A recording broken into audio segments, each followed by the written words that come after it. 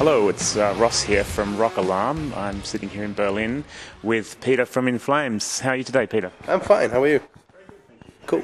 I mean, it's always great to be on the road, and the shows have been amazing, and we're having fun with the other bands as well, so it's good. We did a lot of summer festivals, and this is the first headline run then, so starting off good. We've been out now for, I think, 3.5 weeks, and we have about 6 weeks left. We're going over to America directly after this one, so things are running smoothly. We're a band that prefers to play every day rather than have, off days every third show like some other bands we've been touring with. Because, what it does, obviously you can relax, but for me it just stresses me out to be off all the time. If I'm off once a week, I'm fine.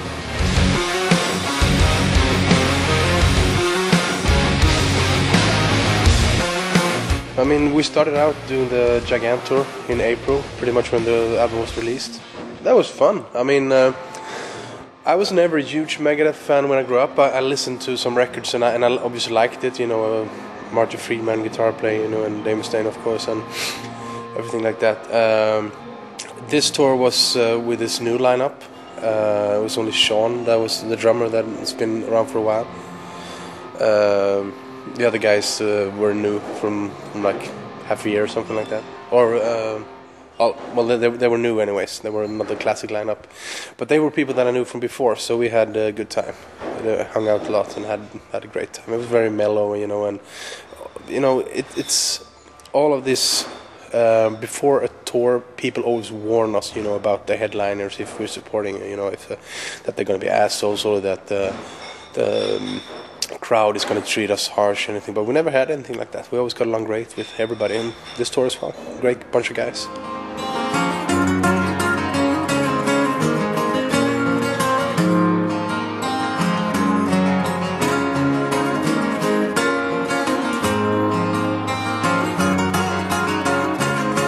I never really had any bass heroes. I like music and I listen to a lot of different stuff. Maiden, like I mentioned, I listened to Def Leppard. I think my first encounter with heavy metal was the Twisted Sister and Kiss and stuff like that. And then I moved on to Def Leppard, Bon Jovi, the hair metal era.